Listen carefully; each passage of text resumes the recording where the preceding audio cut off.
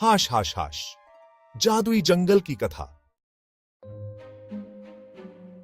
एक समय की बात है जब एक छोटे से गांव के पास एक घना जंगल हुआ करता था। गांव के लोग इस जंगल को जादुई जंगल कहते थे। कहते हैं इस जंगल में हर रात अद्भुत घटनाएं घटती थीं। गांव के लोग इस जंगल से बहुत डरते थे, लेकिन एक छोटे बच्चे अर्जुन को इस जंगल में बहुत रुचि थी। अर्जुन, इस जंगल से दूर रहना बेटा, ये बहुत खतरनाक है। अर्जुन के माता पिता उसे हमेशा इस जंगल से दूर रहने की चेतावनी देते थे, लेकिन अर्जुन की जिज्ञासा दिन प्रतिदिन बढ़ती जा रही थी। मुझे इस जंगल के रहस्यों का पता लगाना ही होगा। एक दिन उसने ठान लिया कि वह इस जादुई जंगल की रहस्यमयी घटनाओं का पता लगाएगा।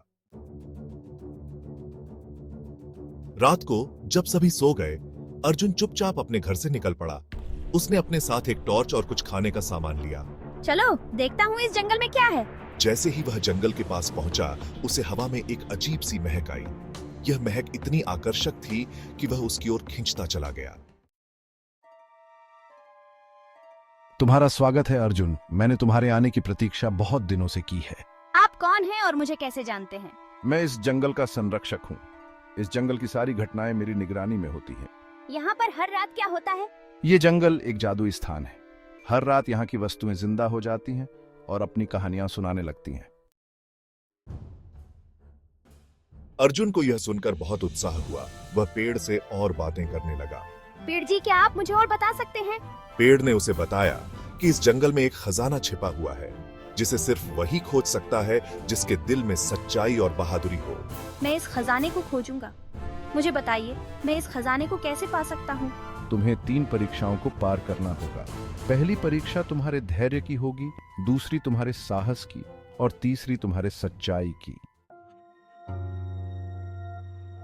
पेड़ ने उसे पहली परीक्षा के लिए जंगल के बीच में स्थित एक झील के पास भेजा। अर्जुन जब वहां पहुंचा तो उसने देखा कि झील के किनारे एक विशालकाय मछली बैठी थी। यदि तुम मेरे प्रश्न का उत्तर सही दोगे तो तुम पहली परीक्षा पार कर लोगे। मछली ने पूछा। झील में कितनी बूंदें हैं? अर्जुन ने गहराई से सोचा और कहा, झील में उतनी ही बूंदें हैं जितनी आसमान में तारे हैं। मछली ने मुस्कुराते हुए कहा, तुम्हारा उत्तर सही है। तुमने धैर्य की परीक्षा पास कर ली है। अब दूसरी परीक्षा के लिए तैयार हो जाओ। दूसरी परीक्षा के लिए अर्जुन को एक अंधेरी गुफा में भेजा गया। गुफा में प्रवेश करते ही उसने देखा कि वहां चारों ओर चमगाद उड़ रहे थे। अर्जुन ने अपने डर पर काबू पाते हुए गुफा के अंदर कदम रखा। Breathing heavily. ठीक है, मुझे डर को हराना होगा। अचानक गुफा के बीचों बीच एक विशालकाय ड्रैगन प्रकट हुआ। यदि तुम मुझसे बिना डरे मेरी आंखों में देख सकते हो तो तुम साहस की परीक्षा पास कर लोगे। अर्जुन ने अपनी सारी हिम्मत जुटाकर ड्रैगन की आंखों में देखना शुरू किया। उसके दिल की धड़कनें तेज हो गईं, लेकिन उसने अपने डर को जीत लिया। तुमने साहस की परीक्षा पास कर ली है। अब तीसरी और अंतिम परीक्षा के लिए तैयार हो जाओ। अर्जुन को अब तीसरी परीक्षा के लिए एक जादुई दर्पण के पास भेजा गया। सॉफ्टली, यह दर्पण क्या कहेगा? दर्पण ने उससे कहा, यदि तुम सच्चाई से कह सकते हो कि तुम्हारा मन साफ है और तुमने कभी किसी का बुरा नहीं किया, तो तुम सच्चाई की परीक्षा पास कर लोगे। अर्जुन ने दर्पण के सामने अपने जीवन की सच्चाई बयान की। मैंने कभी कभी गलती की है, लेकिन मैंने हमेशा उन्हें सुधारने की कोशिश की है। दर्पण ने उसकी सच्चाई को स्वीकार करते हुए कहा, तुमने सच्चाई की परीक्षा पास कर ली है। अब तुम खजाने के हकदार हो। दर्पण ने एक रास्ता दिखाया जो खजाने की ओर जाता था।